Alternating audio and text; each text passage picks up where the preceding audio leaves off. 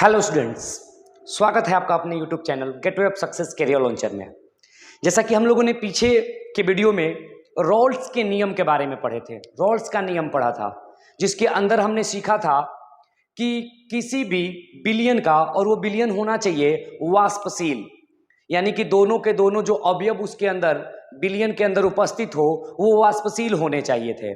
तो उनका जो आंशिक दाब था तो उनकी उपस्थित मोल भिन्न के समानुपातिक था, यानी वाष्प दाब में परिवर्तित होना और वाष्प उसके ऊपर फिर क्या लगाना, दाब लगाना। इसके बारे में हमने पिछले वीडियो में पढ़ा था।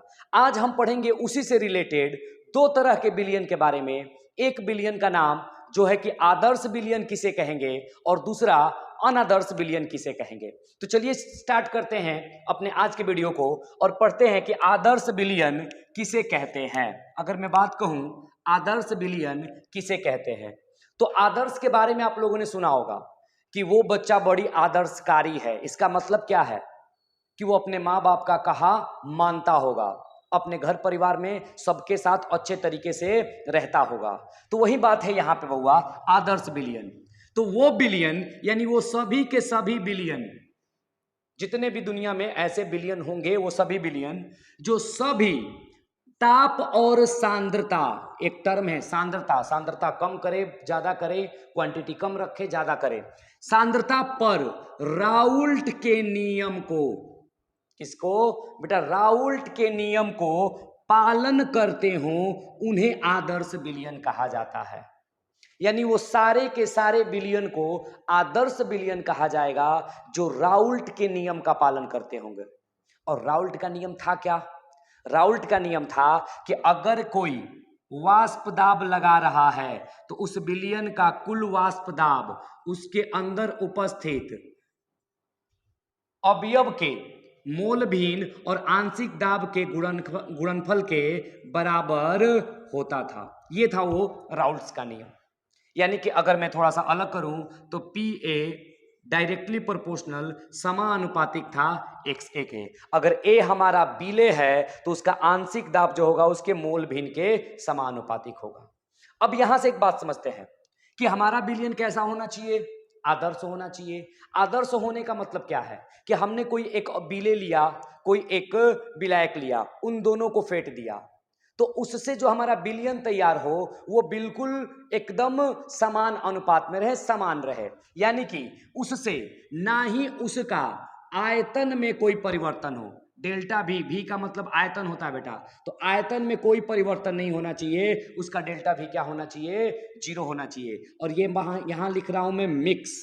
मिक्स कहने का मतलब जब मैं मिला रहा हूं तब उसका आयतन में कोई परिवर्तन नहीं होना चाहिए। जनरली जब दो चीजों को मिलाया जाता है तो आयतन या तो बढ़ जाता है या तो घट जाता है।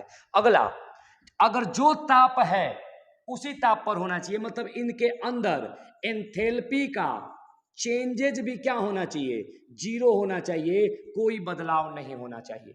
मतलब अगर मैंने एक बिलियन उठाया या कोई एक द्रव उठाया, दूसरा द्रव उठाया, दोनों को फेंट दिया, तो फेंटने के बाद तो उनके अंदर आयतन बिल्कुल सेम होना चाहिए, उनके अंदर ऊष्मा परिवर्तन, एनर्जी का रूपांतरण, एंथैल्पी का परिवर्तन क्या होना चाहिए, सेम, 0, मतलब कोई बदलाव नहीं होना चाहिए। इसका एग्जाम्पल अगर आप देखोगे तो मैं कहूंगा कि आप ले लो बेंजीन, आप ले लो बेंजीन और बेंजीन को फेंट दो टालुइन में, बेंजीन को फेंट दो टालुइन में। तो यहां अगर 1 लीटर बेंजीन लीजिएगा, 1 लीटर टालुइन लीजिएगा, जब दोनों को फेंटिएगा तो आपका बिलियन भी कितना मिलेगा, 2 लीटर मिलेगा, कोई ना घटेगा ना बढ़ेगा। तो इन दोनों से जो तैयार मिश्रण होगा, जो बिलियन होगा, वो हमारा कौन सा बिलियन कहलाएगा, आदर्श बिलियन कहलाएगा। अगला एग्जाम्पल अगर मैं बोलूं तो इथाइल क्लोराइड या फिर इथाइल ब्रोमाइड, इन दोनों को अगर मैं फेंट दूं तो इनसे भी जो तैयार बिलियन होगा वो भी हमारा कैसा होगा, आदर्श बिलियन होगा। अगर मैं बोलूं एन हेक्सेन, एन हेक्सेन कहने का मतलब नॉर्मल हेक्सेन को नॉर्मल हेप्टेन में अगर मैं फेंट दूं तो भी इनका बिलियन कैसा होगा, आदर्श होगा। मतलब इनके अंदर कोई भी ऊष्मा का परिवर्तन नहीं होगा, इनके अंदर कोई भी आयतन का परिवर्तन नहीं होगा। अगर मैं अगला एग्जांपल एक और दे दूं तो वो है हमारा क्लोरोबेंजीन। क्लोरोबेंजीन, इसको अगर मैं फेंट दूं ब्रोमोबेंजीन के अंदर, Br के अंदर, तो इससे जो तैयार विलयन होगा वो विलयन हमारा आदर्श विलयन होगा, क्योंकि उसके अंदर ना ही एंथैल्पी का कोई परिवर्तन आएगा और ना ही उसके अंदर कोई आयतन का परिवर्तन आएगा। चलिए, तो ये हमने समझा कि आदर्श विलयन कौन होते हैं। फिर दूसरा जो आता है विलयन, उस विलयन को कहा जाता है अनादर्श। बस यहां पे कुछ नहीं करना है, अनादर्श लगा देना है। अब अनादर्श विलयन क्या होगा? अगर आदर्श है तो अपने बड़े बुजुर्गों का कहाँ मानता होगा, तो अनादर्श है तो वो बिल्कुल कहाँ नहीं मानता होगा। मतलब वो सभी विलयन जो सभी ताप और सांद्रताओं पर राउल्ट के नियम का पालन नहीं करते हो उन्हें कहा जाता है अनादर्श विलयन। उन्हें क्या कहा जाता है? अनादर्श विलयन। यानी कि जो राउल्ट का नियम कहीं से पालन नहीं करेगा, यानी एक को दूसरे में फेंटने से या तो उसका आयतन बढ़ जाए या तो घट जाए, एक को दूसरे में फेंटने से या तो उसका एंथैल्पी बढ़ जाए या घट जाए, मतलब समान न रहे, एक जैसा न रहे, तो उसी को कहेंगे हम अनादर्श विलयन। अब अनादर्श विलयन दो तरीके के होते हैं। एक होते हैं कि राउल्ट के नियम के अनुसार धनात्मक विचलन दिखलाते हैं, और दूसरा होते हैं जो राउल्ट के नियम के अनुसार ऋणात्मक विचलन दिखलाते हैं। तो चलिए आइए समझते हैं कि धनात्मक विचलन कौन दिखाएंगे और ऋणात्मक विचलन कौन दिखाएंगे।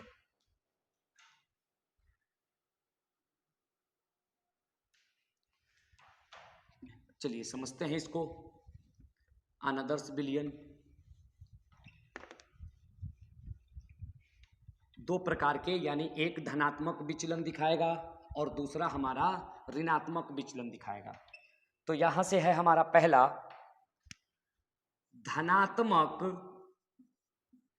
विचलन। विचलन का मतलब होता है बुआ परिवर्तन। धनात्मक विचलन पर दर्शित,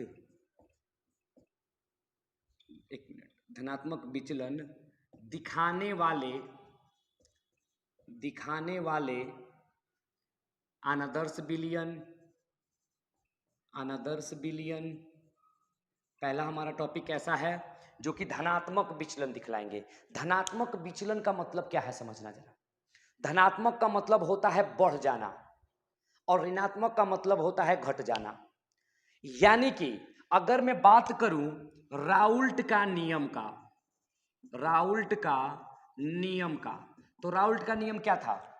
राउल्ट का नियम था कि जितना ज्यादा आंशिक दाब होगा किसी अवयव का, वो उतना ही ज्यादा उसके अंदर मोल भिन्न होंगे उस अवयव के।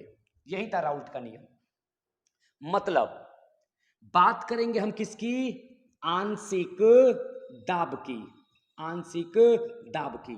अब सोचो जरा कि यहां पर मैंने एक विलयन लिया, यहां पे एक मैंने विलयन लिया और इसको मैंने ताप दिया, तो अब इसके कण क्या होने लगेंगे? वाष्पित होने लगेंगे। दूसरा मैंने लिया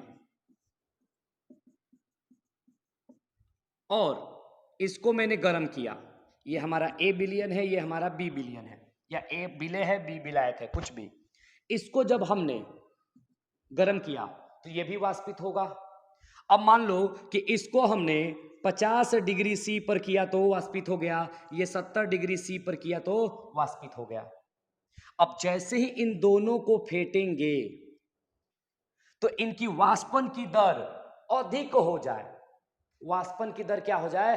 अधिक हो जाए। मतलब कि कम ताप पर ज्यादा वाष्प बने, क्योंकि जितना ज्यादा वाष्प बनेगा उतना ही वो वाष्प दाब लगाएगा, और वाष्प दाब जो होता है अवयव के मोल के कणों के समानुपातिक होता है। तो यहां से हमें समझना है कि ऐसा विलयन लेना है जिसके अंदर पहले वाले में आकर्षण बल मजबूत हो, लेकिन जब दोनों को फेंटा जाए तो उनके बीच का आकर्षण बल कमजोर हो जाए।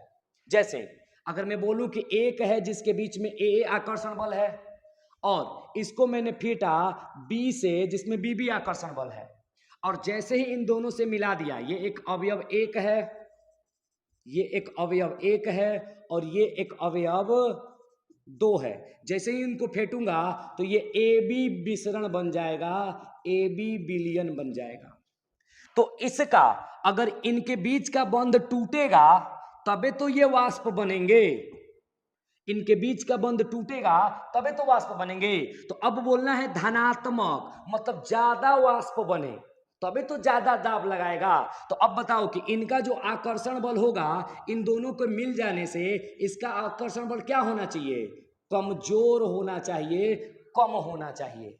तो अभी तो थोड़ा सा हिट देंगे और तुरंत क्या कर जाएगा, वाष्प में परिवर्तित, और जितना अधिक वाष्प में परिवर्तित होगा उतना अधिक दाब लगाएगा। तो वैसे विलयन जिसके विलेय या विलायक के बीच में यानी अवयव 1 और अवयव 2 के बीच में आकर्षण बल तो मजबूत हो, लेकिन जैसे ही दोनों को फेंट दिया जाए तो उससे तैयार मिश्रण का, उससे तैयार विलयन का आकर्षण बल क्या हो जाए, कमजोर हो जाए।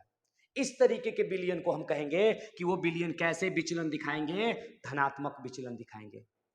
समझिएगा जरा बढ़िया से। मैंने यहां पे लिया इथेनॉल C2H5OH और इसको मैंने फेंट दिया एसीटोन में CH3COOCH3।